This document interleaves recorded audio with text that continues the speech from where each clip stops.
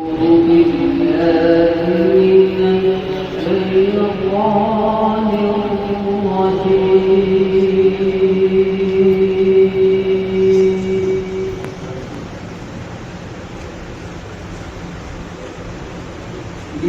الله الرحمن الرحيم.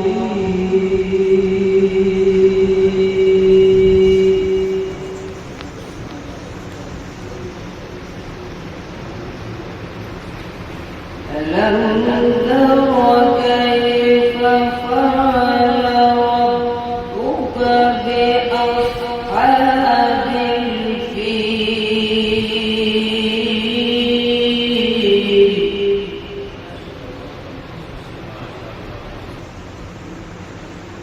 ألم يجعل كيدهم في تضليل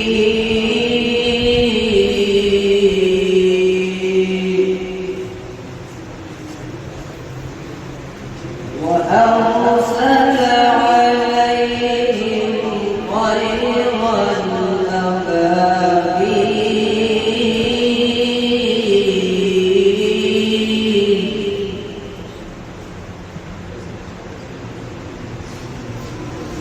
ترميهم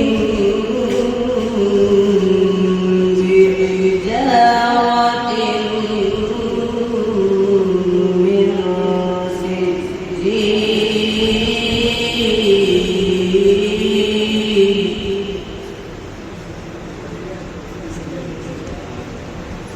فجعلهم كعصف مأكول.